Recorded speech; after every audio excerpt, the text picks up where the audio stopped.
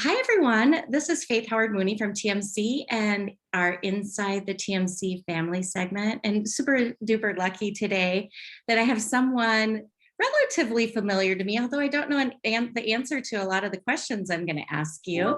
Dan Foraker, who is the EVP of Mortgage Banking at First Commonwealth Bank, and he is also the current president of OMBA. So thanks for joining me, Stan.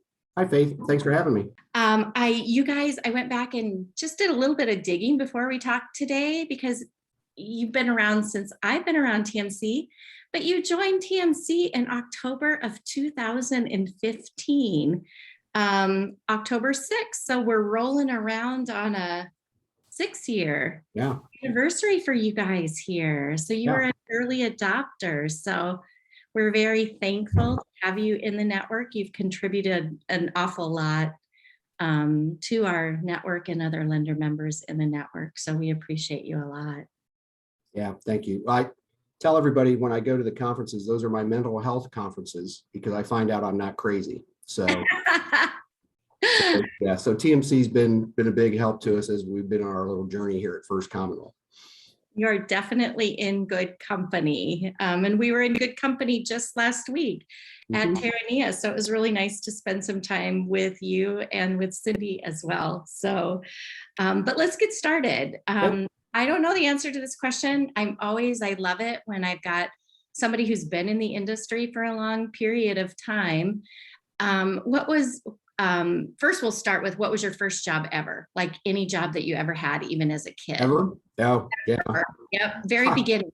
My first paying job was working for a monument company, sandblasting gravestones.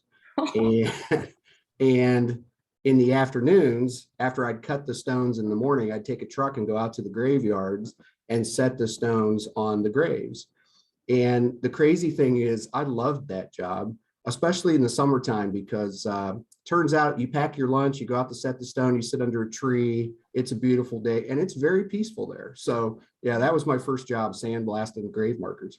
That is a very interesting first job hookup that you had. I mean, that's like, how in the world did you get that one? That's very interesting.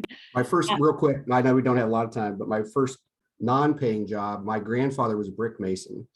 And so he brought me on to tend brick for him one summer. And I thought, how hard can this be to work for this old man? And he almost killed me. He almost killed me up and down the scaffolding, carrying brick, carrying mortar. So I was anxious to get out from under that for sure. So I grew up as an Iowa farm girl where all of the family members participate in the farm activities. And there is something about that heavy duty labor that you have to do as a kid that maybe steers you one way or another when you leave there, for sure. Tell me how long you've been in the business, and then your story about how you got into this crazy space. So I've completed 38 years, and it's hard to say the numbers out loud sometimes. I really got started. I actually, out of school, sold insurance for 4 years, loved it. But my wife and I were both working. We were making ends meet. And then we were getting ready to have our first child. We kind of wanted her to stay home full time. So I decided I need to look for something a little more steady.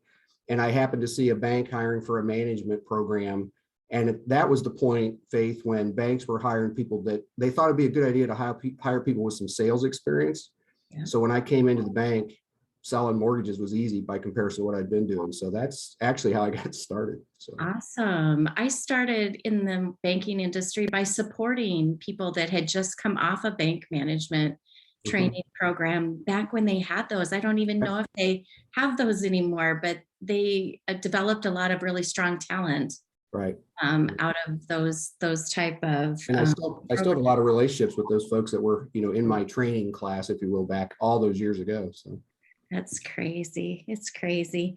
The one thing that you wish that you knew, kind of when you got into this business that now just seems so clear to you that didn't ring a bell in the beginning. Yeah. Wow. That's a great question. I think I wish I would have known that how complex it really is, but maybe that would have scared me. It's a common conversation I have with new folks coming into the business because they think, mortgage people are smiling and they're energetic and they're, making a little money. And so it looks like fun, fun, fun all the time. And I think they think it's a simple business. It's simple in delivery to the customer, but behind the scenes, we all know it's very complex. So I think I wish I'd have known that. Maybe I'd have paid more attention early on to some of the details, but yeah. But it's a great business. Just there's a lot of complexity to it. Yeah, great advice for someone new or coming into the industry for sure. If you weren't in mortgage banking, what would you be doing? I came within a hair coming out of school of being a history professor, believe it or not. And my sponsor at the time was pretty upset with me that I didn't become a history professor. So I love everything history. I'll read anything history. I particularly like military history, but yeah, I loved it. And I know that makes me some kind of nerd, I suppose, because most people hated history in school, but I loved it. So I still do. Nerds are good. I told my daughter to marry one. She did, and she's very, very lucky. She's found him. They make good dads and they're smart. So we like nerds in this household for sure. I know you've got a bunch of grandkids. We spent a delightful time. My staff really enjoyed you at our conference. They enjoyed Cindy as well and learning a little bit about your family. Tell me about your family's favorite holiday tradition. Well, I think for sure, like a lot of folks, Christmas is probably number one. It'll just be a few days from now that Cindy will start putting out Christmas stuff. But I will tell you that this summer, we had 6 of our 7 kids, all the spouses but one, and all 10 of our grandkids at a cabin in the Smokies. And it was so popular that my 14-year-old grandson, who they were supposed to leave a couple days early, begged his mom if they could stay. That was a win. And then my 10-year-old grandson said to his mom, this was a better vacation than when we went to Disney World.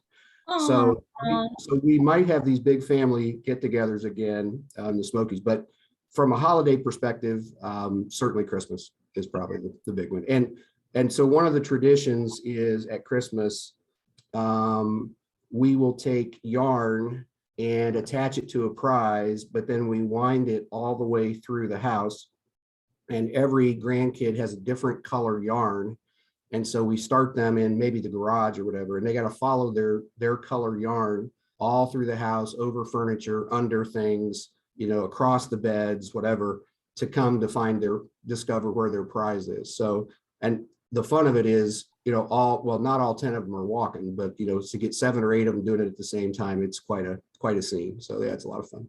I think I have to steal that from you. That is such a great idea. And I've never heard of anybody doing that before. I love that idea. So fun. Well, thank you for doing this. Super easy conversation. It always is with you. So I'm not surprised at all, but appreciate you doing this for us. And again, you have been a huge contributor to our network. So we're very grateful to have you with us, and we're here to help you however we can. Thanks, Faith. Thanks to you and everybody at TMC for all you do for us. Thank you.